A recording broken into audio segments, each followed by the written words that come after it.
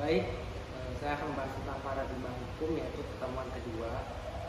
Menurut saya hukum itu adalah suatu kerangka kita untuk berpikir, menentukan bagaimana cara memandang hukum itu tentang keadilan di masyarakat. Dan hukum sah diciptakan oleh sistem hukum yang sah. Kelebihan paradigma hukum ini adalah adanya kepastian hukum yang diberikan oleh hukum itu sendiri, dan kekurangannya sering keadilan itu terabaikan. Seringkali hukum ini rentan untuk dipakai oleh otoriter, mendapatkan kewenangan secara tidak menguntungkan rakyat. Dan ada beberapa paradigma utama yang bisa dipakai.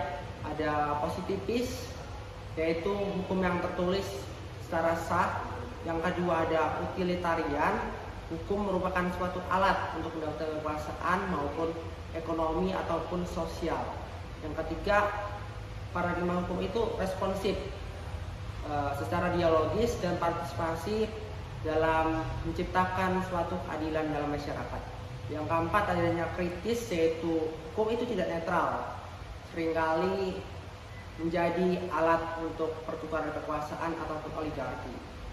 Ada beberapa pertanyaan yang dapat kita pertanyakan dalam materi ini. Yang pertama ada, apakah banyaknya regulasi itu membuat suatu pemerintahan itu berjalan baik?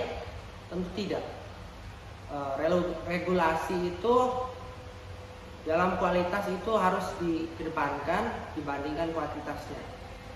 Dan yang kedua, ada pertanyaan juga, apakah Omnibus Law itu solusi jangka panjang atau pendek? Menurut saya Omnibus Law itu adalah sebuah alat jangka pendek untuk membuat perubahan yang jangka panjang. Yang ketiga, ada pertanyaan juga, yaitu cara ideal menangani regulasi konflik di Indonesia.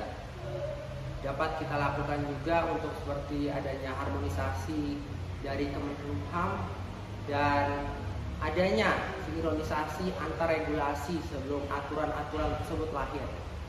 Pertanyaan yang keempat juga ada, apakah diperlukan pembatasan wewenang dalam suatu produksi regulasi? Tentu diperlukan, karena dalam suatu peraturan dalam regulasi biasanya sering tumbang tindih antara kepentingan yang satu dan kepentingan yang lainnya, sehingga sangat diperlukan untuk membatasi kesewenangan dalam regulasi tersebut.